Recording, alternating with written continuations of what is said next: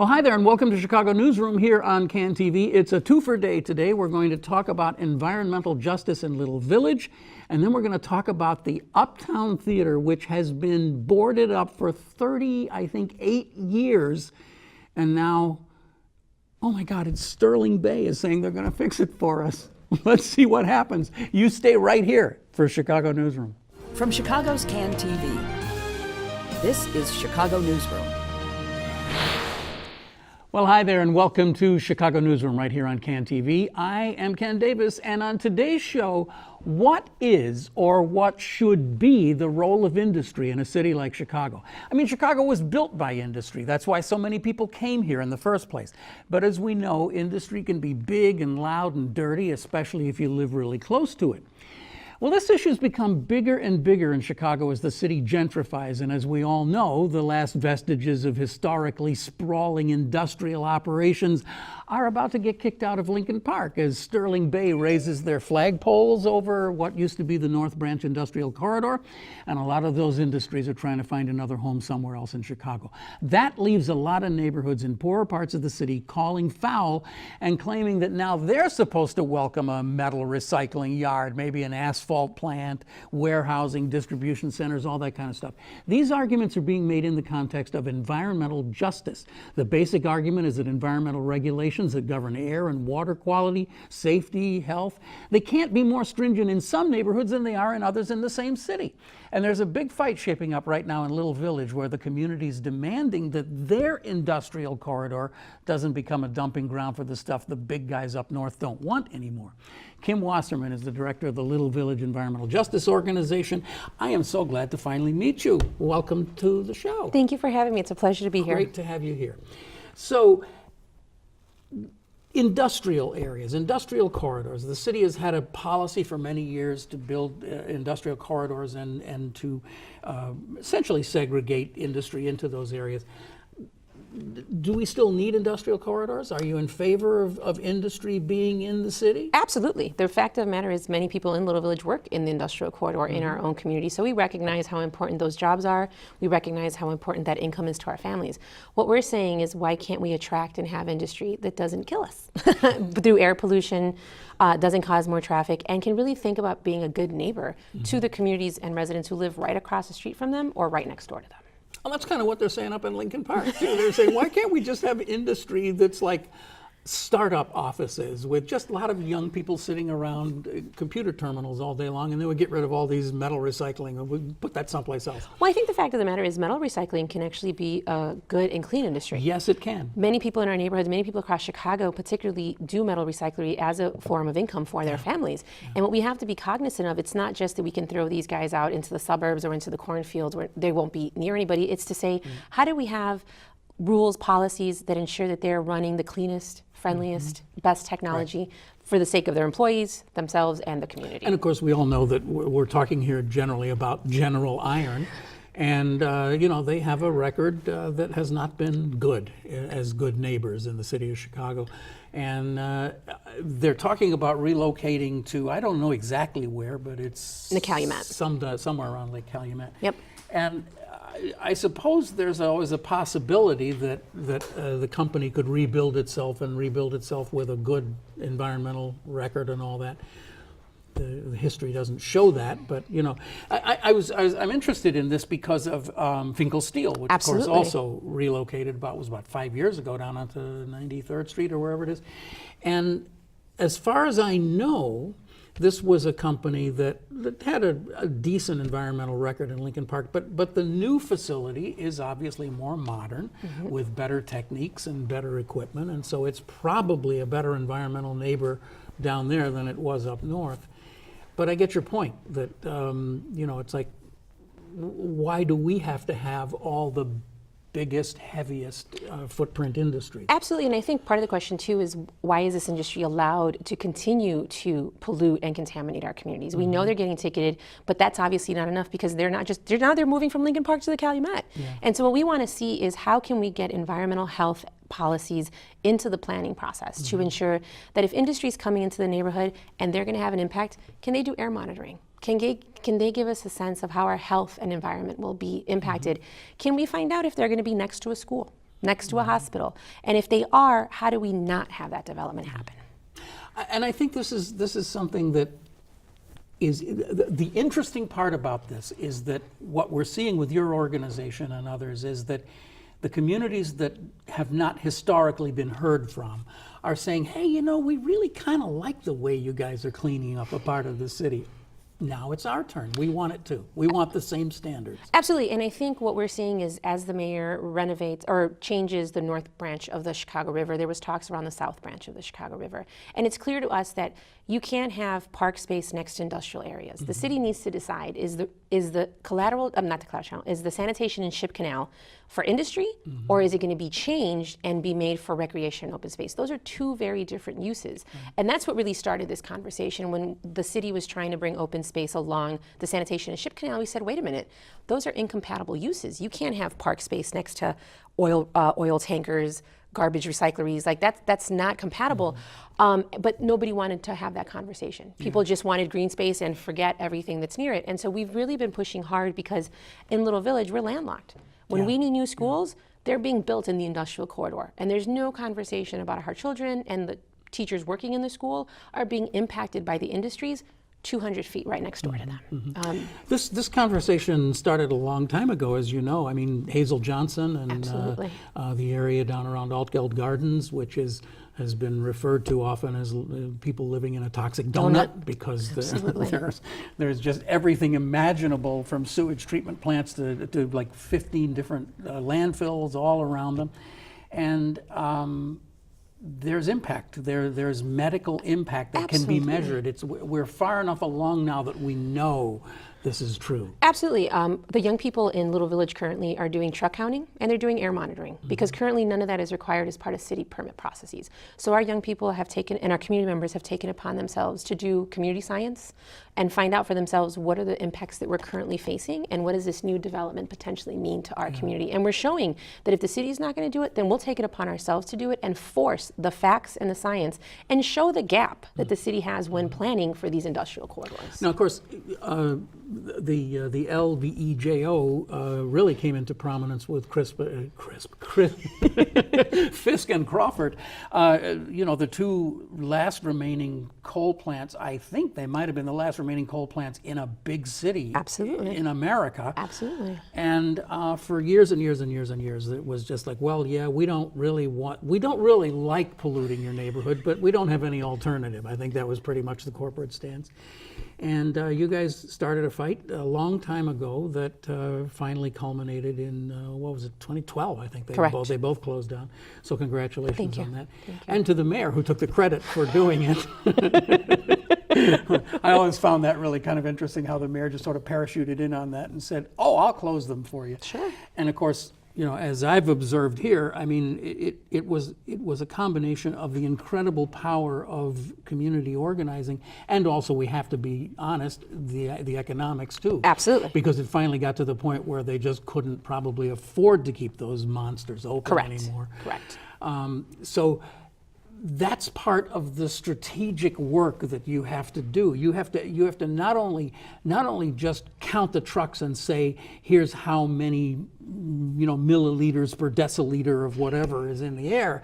You also have to make the economic argument. Absolutely, and that's what we're doing. Currently, the Crawford Coal Power Plant has been purchased by Hilco Global. They want to come in and potentially do a 1 million square warehouse with trucks.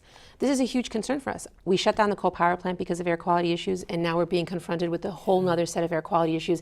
And when we looked at the job potential for warehousing and truck driving, it does not look good. Our folks are going to Bolingbrook for warehousing jobs, being massive temp agencies, massive check fraud. I mean, just tons of abuses that warehouse workers, particularly women, are facing.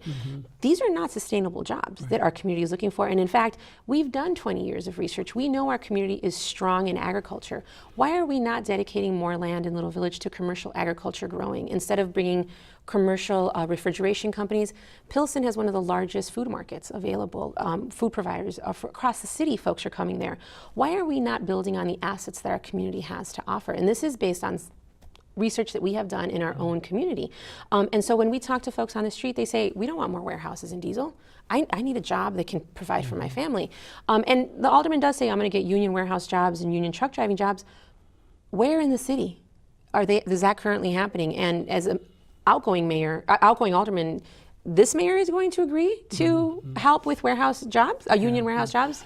I find that really, it's a complicated thing, because when I first heard about this going into the Fisk place, I thought, well, it's a hell of a lot better than a coal-fired power plant. And, I live only a few blocks away from the Kennedy Expressway, so I'm probably breathing as much of this every day as anybody who lives near a warehousing thing. Absolutely. So, but nevertheless, it's still an issue of, so this is it. This is what we can get. Exactly. Exactly. And I think it's really important to drive home this point that these are not sustainable or even good jobs. They're not well-paying jobs. Absolutely. And as you say, they're run by temp agencies as much as often. I don't know if this one would be, and they tend to be racially biased, and they pit Latinos against blacks, and all the rest of these atrocities that we've heard about. So I find it interesting that you're talking about saying, well, maybe if you would just listen to us, if you would come and take the pulse of the community, you would hear that what we think is that there are other ways that we can do things that might be better jobs, and agriculture is one of them. You obviously have done some studying on this. I mean, it seems to me that these urban farms are becoming very popular, and there's a lot of them. And I'm just wondering, are we already at peak urban farm, or do we need more of that? That's a really good question. I think the question for that is, where are those urban farms located? And we're not talking something small here. We're talking large scale. Yeah. We have folks in our neighborhood who have grown acres of garlic, acres of tomatoes, that have managed acres of land. These folks can handle numerous acres of land. And so we've done our research with the grocery stores. We've done our research with the 166 restaurants. We actually have a large group of folks that are interested in developing a composting cooperative.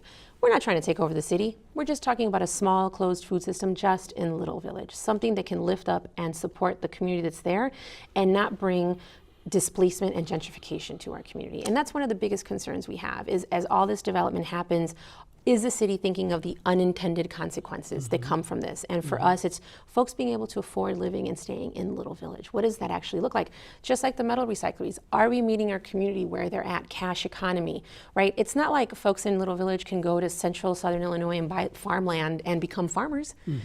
The rest of the state doesn't necessarily welcome folks that look like us. So, and if we are to be a sanctuary city, and if we're truly to be friendly to immigrants, how are we cultivating and creating economies that support those same immigrants? Yeah. I think it's really important, and that's why I've been so anxious to talk to you about this, because I'm just so fascinated by these topics. I think it's really important not to be reflexively opposed to things, and instead to say, well, wait a minute, isn't there a way that we can do this and do it better? And the metal recycling is another one of these things. It's like, it's not in the Bible or in the Constitution that a metal recycling plant has to be like General Iron. Absolutely. I mean, it would seem to me that it could be a good idea to have metal recycling facilities in your industrial corridor for the very reason you're talking about. Many of the people in your community make their livings going around collecting metal and bringing them, as they often now do, to General Iron. Absolutely. So, and I think for us, it's a question of, can we, instead of just saying any industry is a good industry, saying let's have some respectability, let's have some rules and regulations around what kind of, and if that means that we don't attract dirty industry and only attract good industry, then so be it. There's nothing wrong with that. And I think for us, that's really the question, is to say, the city says, well, that's where the market is, that's what influences. No, the land use decisions that you make are what influence the market. And what we're saying is, instead of just looking at, we're off of I-55, Amazon is coming, we need more trucks, why not look at the real assets in our community and see what we're capable of? That's really what we're asking here, is a fair chance to say, don't just say that this is what we need, find out from our community what we need. We have a great city college, we have tons of land. How are we actually doing this in our neighborhood? And why not ask other neighborhoods the same question? McKinley Park just got an asphalt plant in their neighborhood across from the park. That's not the kind of business that those folks are looking to have in And their there was industry. very little neighbor, Little to community no, participation little in to it. none, exactly. And so for us, it's really about, And why was that? well, You think it was because maybe if they asked, they would? they wouldn't, absolutely. And this is our point, this is why, and again, this is to say, like, whether or not I personally agree with industry or which industry, this is really about what are the processes and procedures in place to protect communities and allow community to have a voice to say, this is not the best place for this industry to go. So what we're asking is to say, if an industry is coming in, how close to a school are you? How close to a park are you? How close to people's homes? What is the impact going to be? Because we can no longer afford to just have industry show up overnight behind our homes. We know, McKinley Park has folks who are doing the research. They know what this asphalt plant means for their community. Just like the Calumet area knows what this nasty General Iron means for their neighborhood. They have a right to fight back and say this is not acceptable for our community. They have every right. And we should not get pitted that, well, you should have these industries with their inconveniences or violence. What we say is if you actually plan properly in the industrial corridor, you could solve part of the violence problem in Chicago.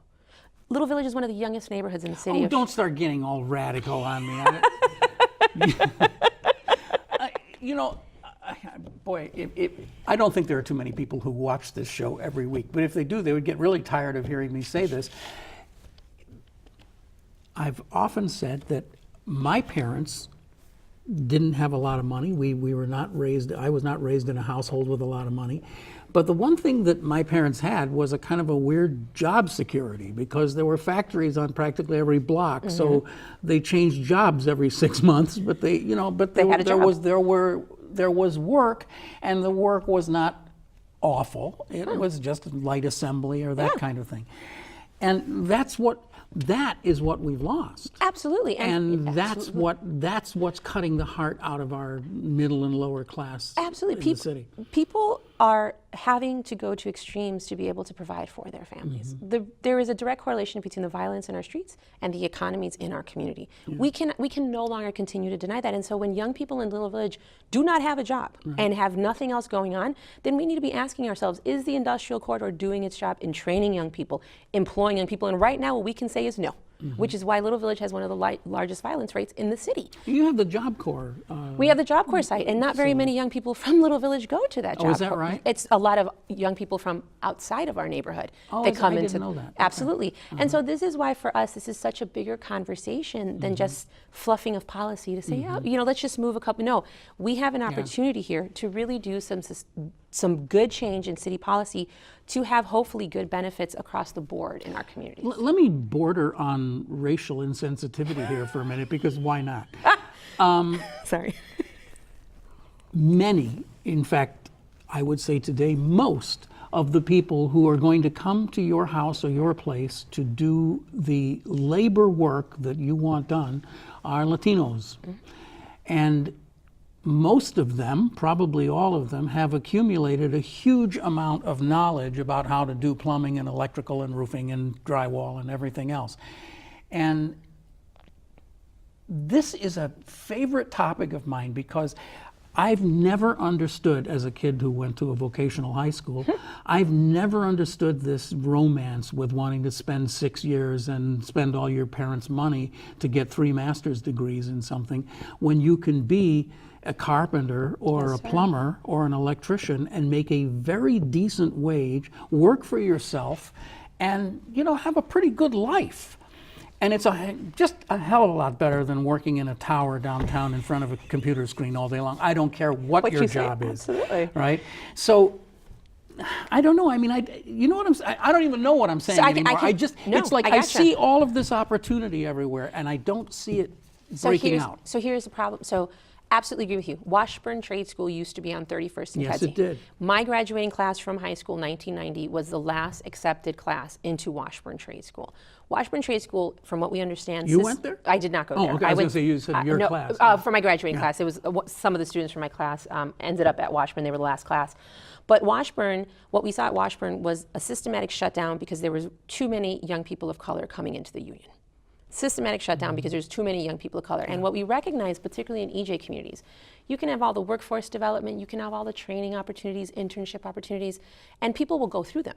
The problem is there's no job at the other end of that. And so one of the things that we've actually done in this past year is get involved in policy at a state level. We helped develop the Future Energy Jobs Bill for Illinois to do more renewable energy in the state.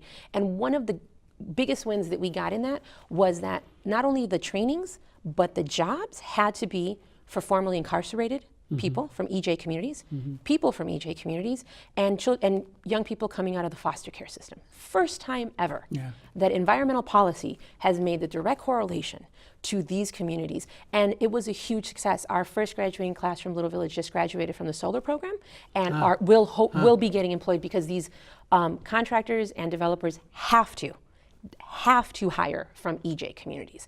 This is the only way that our communities will be able to access those jobs, is we have to fight both on the organizing front and on the legislative and policy front to ensure, and not just get word service, but actually ensure that our folks are being employed. We want to see more of that. So there was a very good story done about you and the organization in BGA, which ran in the Sun-Times. And, you know, I have to admit, that's the reason why we asked you to be here today, was to react to that story. But what I feel, and I'm sure you do too, is that that's just kind of like, that's almost just like the surface of this story. I mean, you go a quarter of an inch down and you see all of these other, not only problems, but also opportunities. And I can't help it but get kind of excited about it. I mean, look at, like you said, look at solar. I mean, every house in the city of Chicago in the next 20 or 30 years is going to have some kind of an installation that will be solar in nature, whatever it is. We don't know what the technology is yet. It's in flux, but it'll happen. And if you are 16 now and you're training up for that, by the time you're 40, you're going to have a pretty good, and you know, this is the other thing. You don't have to work for these big union organizations. You can do your own. You can get your own truck. Absolutely, and this is why for us, when we look at the Crawford Coal Power Plant, and we know that there's 14 megawatts of potential solar that we can do on there, why are we not having that conversation? Why are we not turning this from a site of injustice to justice? We're going from injustice to more injustice. So for us, this is really about, we know we're not going to be given those opportunities for free. We know we have to fight for them. We know we have to get them into the policy realm. And that's why I'm excited to be here, is to say this is possible. I am with you. I am excited. I am almost as excited when we shut down the coal power plant, because this is the fight. These are the types of fight that ensure that my children and their children will actually have a shot at not only hopefully fixing the environmental issues that we have going on, but also be able to make a good life for themselves outside of just going to college and getting a degree. So we're running a little short on time, but we got to talk about the bureaucracy here. You're having some hearings. By the time people see this show, your last hearing will be over, so we can't encourage people to go. But you're talking about having hearings on these matters with the city of Chicago, and then having follow-up hearings beyond that. Absolutely. So how's that going? So we basically have taken it upon ourselves, because the city is not doing very good outreach for these meetings. As of course they're really hoping not a lot of folks will come, and we're the opposite end. Right. So we're doing a lot of educating of folks of what is the industrial corridor. We have a bilingual zine that folks can pick up from us that explains it. We're giving out fact sheets that talk about the number of employees, types of jobs, the conditions of the environment, because we really want folks to be empowered to come in and be able to make recommendations. The city is doing the industrial corridor modernization process, and they're only doing it for Little Village right now. What we say is it cannot just be for Little Village. It has to be for the city in its entirety. Why is that? Why is it just Little Village? Well, what they say is that there's not enough staff and capacity to do a citywide process, and what we call is BS on that. If the mayor is truly motivated to have this conversation, then he should be doing it on a citywide basis. But unfortunately, right now, due to staff and capacity, from what we understand, they're only going neighborhood by neighborhood by neighborhood. Of course, they did an industrial review on the North Branch. Absolutely. But it was both short and long. It was like, it took about 5 minutes to decide what they were going to do, and then it took about a year to sell it to everybody. Absolutely. And in Little Village, where our industrial corridor is almost 3 times the size, we were offered 1 meeting. In 6 months of a planning time. So we have fought to get more meetings. We fought to get these 3, and in fact there will be another 3 meetings in September that we would definitely invite folks to come out to. And what we're saying to the city is, if you thought you were just going to come to Little Village and this was going to be easy, sadly mistaken. Sadly mistaken. So Little Village demographics, I learned a lot just from reading some of your materials just recently, but the largest population between 18 and 21 in the city of Chicago, in your community. Absolutely. And this is for us why it's so important to ask the question of where is the space for a young person's narrative in this process? Right. Exactly. You cannot, putting more police on the street is not going to solve this problem. Putting young people to work is what will help solve it. Giving young people an opportunity outside of just college is what will give our communities a chance, and that is what we're fighting for here. Very interesting. You've referred to it as environmental gentrification, and I think that's a good phrase. I think that one needs to catch on. Let's see. There was I had a couple of other questions, but just very briefly, rent control. Absolutely, You're for it.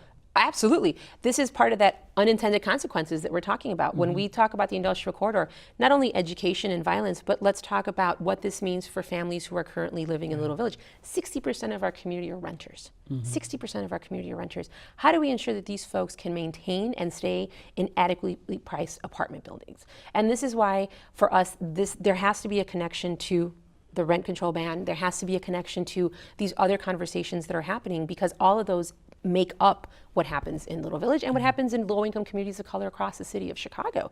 And so if the city, unfortunately, does not want to reach into those realms, what they say is, well, that's housing.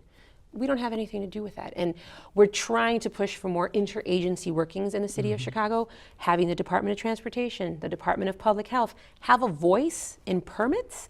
We want to see how we can grow that to potentially include at some point maybe Board of Education, or potentially include Housing, Department of Housing, to have conversations on, again, how we can ensure that the folks who fought for clean air in Little Village, more parks, more public transit, can actually afford to stay in the same community that they fought to clean up. Yeah, Absolutely, absolutely. One of the richest ironies in all of this is that I think people who are thoughtful in the police department would say the same thing. It's like, stop telling us we've got to fix this. We're just the police. That's not what we do.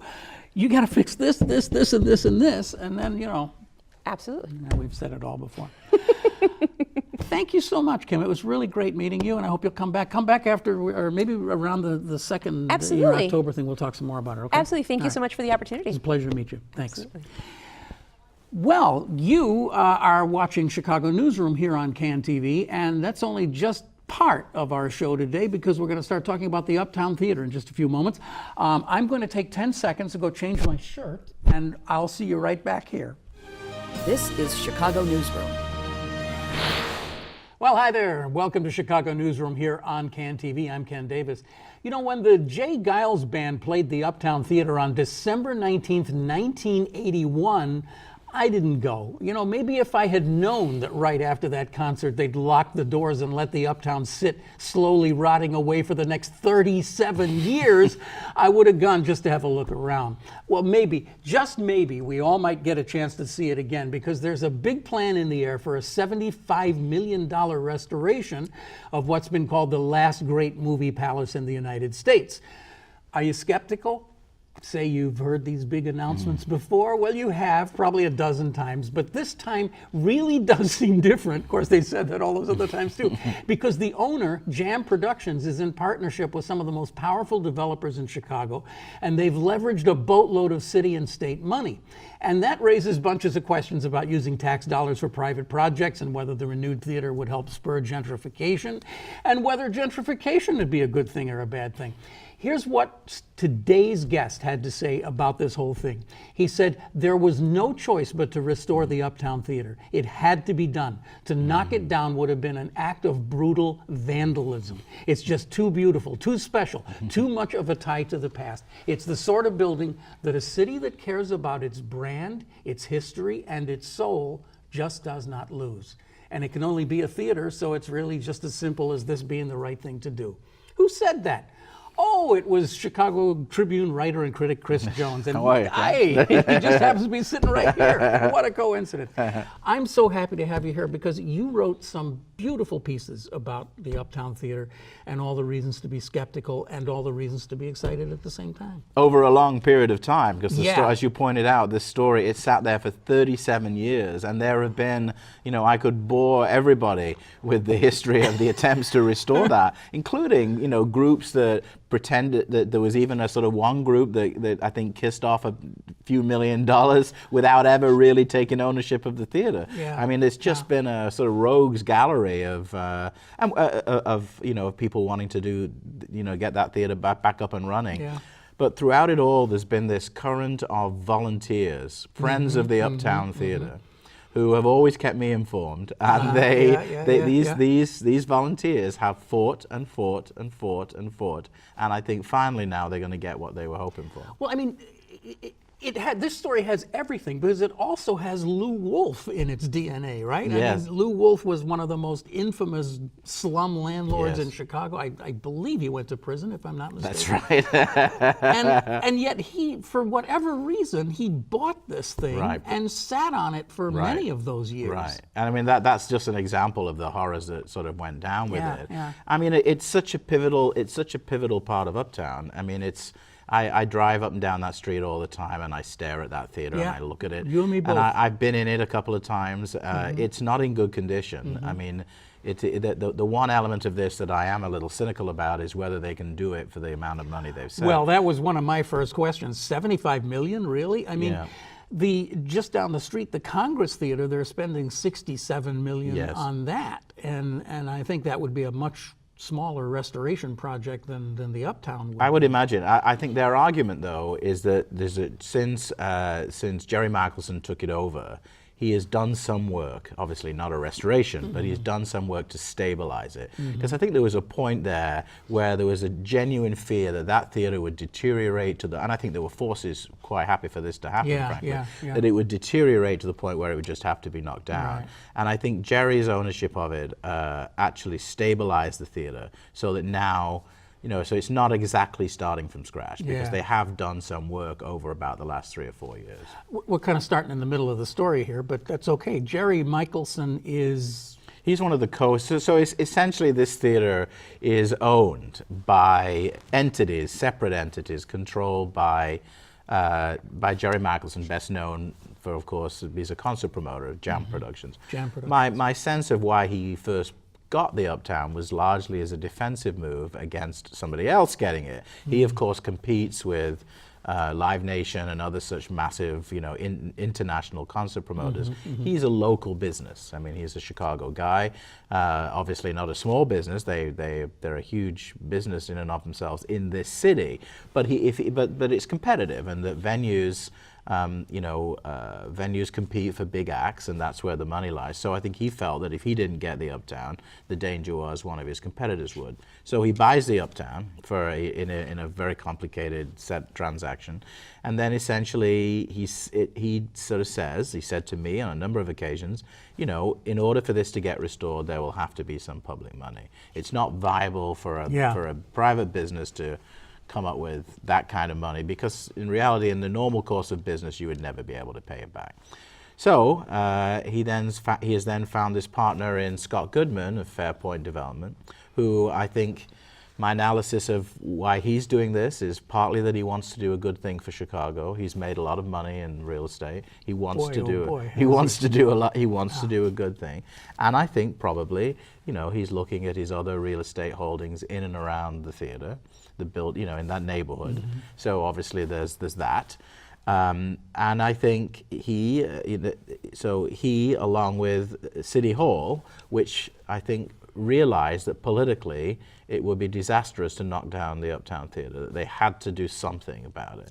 All right, so I want to make sure that we touch all these bases here. Yeah. Scott Goodman is a founder, a creator of Sterling Bay, is that Yes, correct? no longer associated with Sterling he's Bay, not now anymore. with Fairpoint Development, right. So he leaves Sterling Bay and creates Fairpoint Development, and among his other things, he links up with Jam Productions on this project. Yes, and their Jam Productions obviously are the people who are going to program the theater. They're the artistic people. Scott is the sort of real estate guy, but they are going to be co-owners of the theater, and they're going to be partners on the project, and they're both putting in some money. Right. So the actual $75 million is a patchwork of funds from the state, from the city, from Jam itself, from Fairpoint Development. Some of it is even loans, traditional loans, but the bulk of it is public money.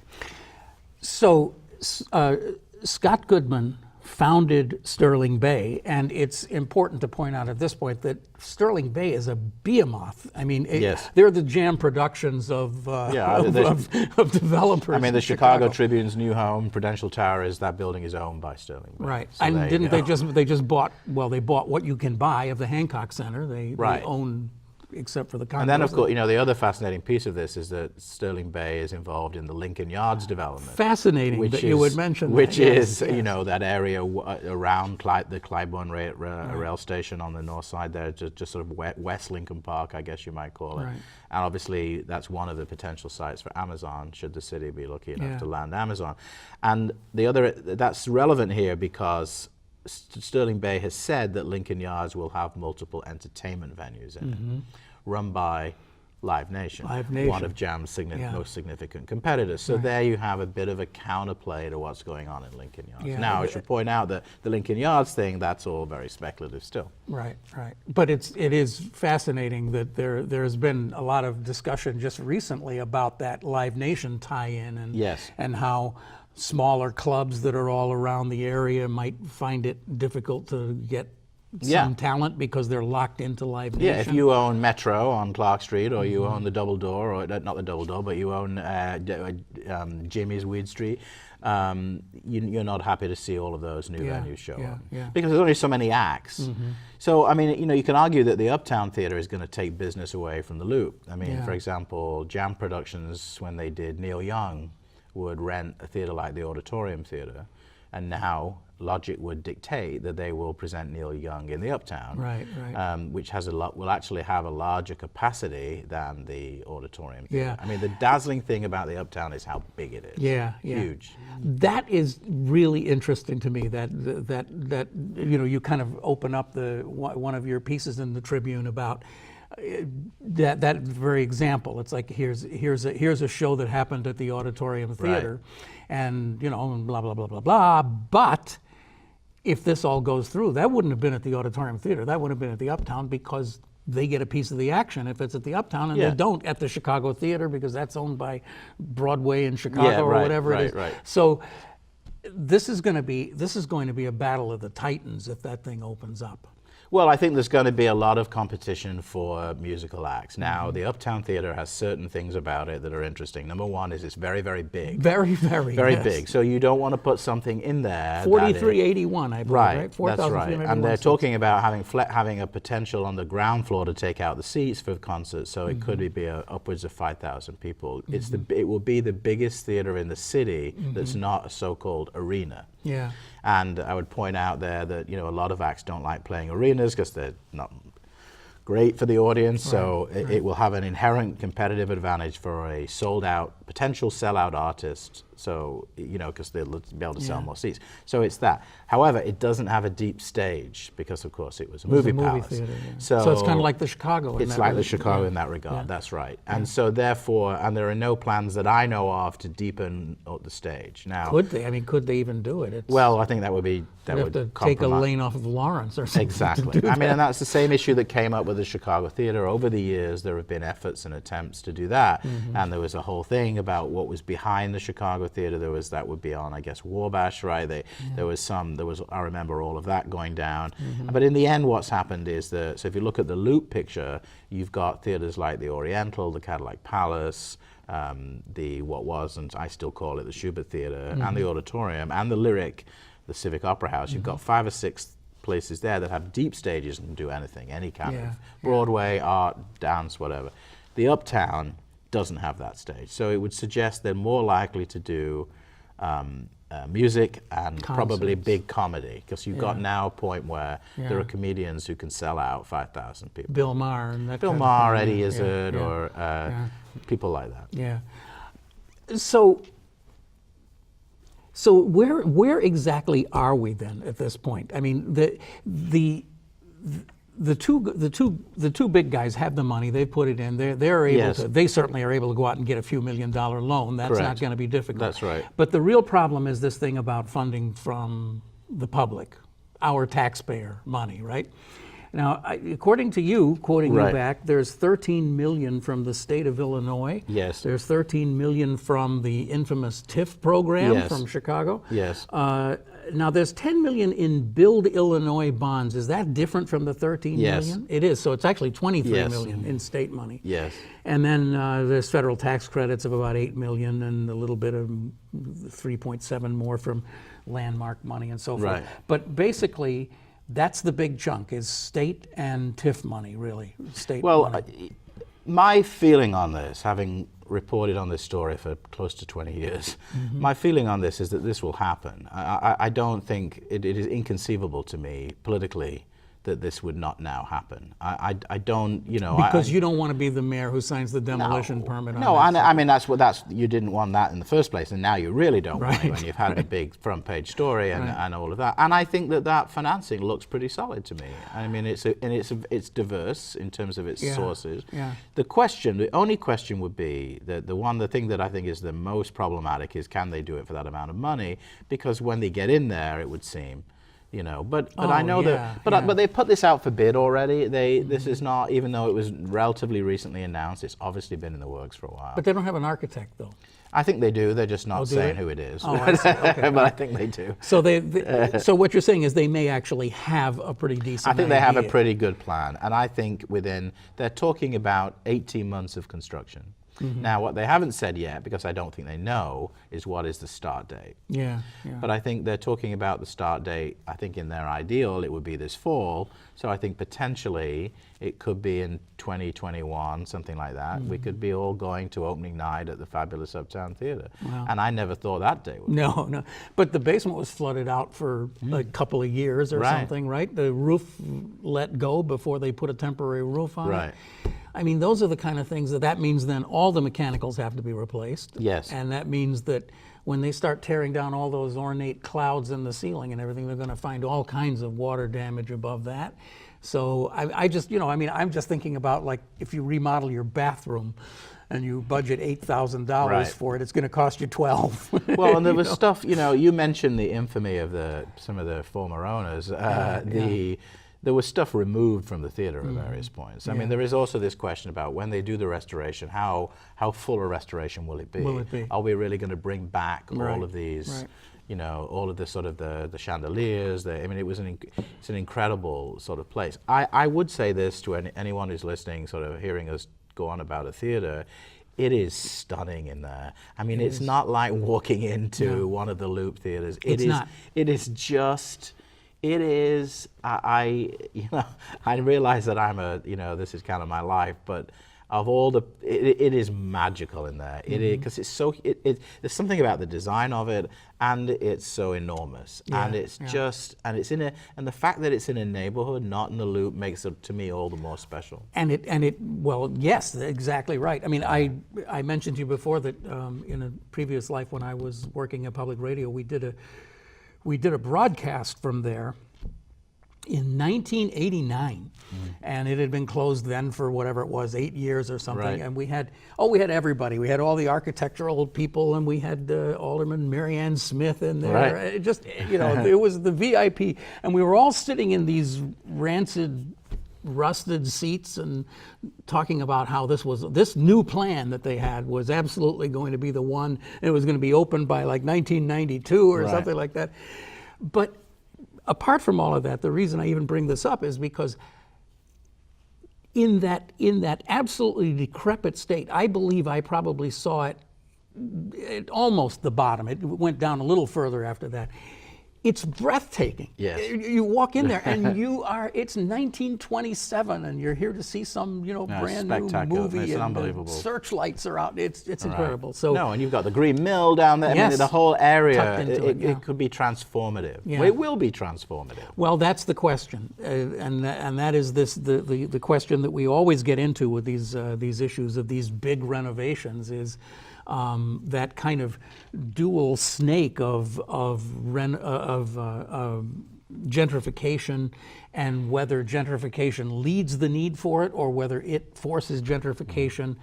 And then you get the whole that whole argument about, do we need gentrification? Isn't it a bad thing? And all that. So where are you at on this? Is the Uptown Theater going to make it this time because Uptown has improved to the point that it needs the Uptown, or is the Uptown going to drag the Uptown neighborhood kicking and screaming into the next century? That's a very complicated question. Yes, it is. I mean, I would start with, I would say that I think that this has become possible now in part, let's just take it out of Uptown for a second into the whole city. So you've had a kind of city renaissance, right? A lot of corporations coming back into the city, usually at the expense of the suburbs.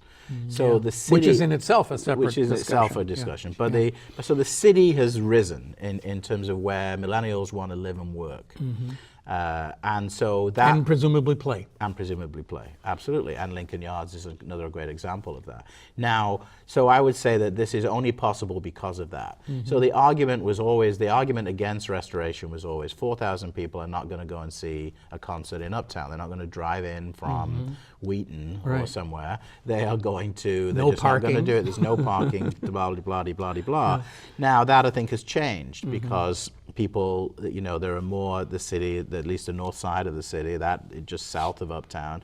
And I think you've also got to look at what the Ricketts have done in Wrigleyville. So you've got this enormous ribbon of development really all the way up to Evanston. So that this is obviously a piece of that. So the renaissance of the city, and I recognize when I say renaissance, it's a renaissance for some. But nonetheless, that has made this possible. So the argument that people won't come to Uptown has dissipated. Now, will this gentrify Uptown? I think it will. And I got a lot of messages from people saying that what a bad thing that was. And I'll bet you did. And that's absolutely right. And I think that is something to be concerned of. On the other hand, will the Uptown provide jobs in Uptown? Will the Uptown Theater make the streets of Uptown safer? I think it will, because there'll be more people on the street there. And there is a significant crime problem in Uptown, and some of those streets don't have a lot of people walking on them at night. And I think once you add this kind of activity in a neighborhood, it will liven those things up. And the theater, if it's buzzing, as we hope it will be, will provide real jobs. And it was likely to bring, restaurants, bars. It's going to bring all that with it. The question, of course, is always the question in Chicago, is how will that be distributed? Will it be fair? Will Uptown be preserved? Will attention be paid to affordable housing? All of those questions. One of the things I've always wanted to ask you, as somebody who spends his life going to live venues and theaters and that kind of thing, it came up in that long ago radio conversation with the alderman, because I asked her at the time, it's like, well, how many times can you fill a 4,300 seat theater that's all the way up here, on Lawrence, in a year and make it work? Right.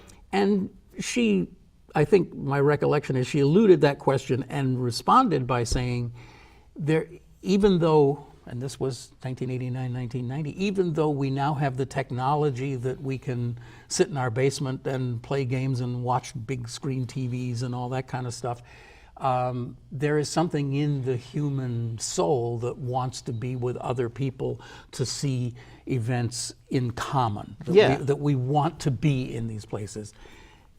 Do you believe that, and is it still true? I do believe that. I mean, I think it's far more true than it was when you had that conversation. I think now, in an era of technology and isolation, we do indeed crave live events. It's also for the forces that make money off this stuff their ability to make money from recording has dissipated. So it used to be that you would, go out on tour to support your CD. Now you give away the CD and you make all your money at Ravinia or presumably at the Uptown Theatre. That's the only way artists can make money now, musical artists, is through live touring. So I think the economic model really supports live touring. Now, I don't think the Uptown, though, is going to have a show every night.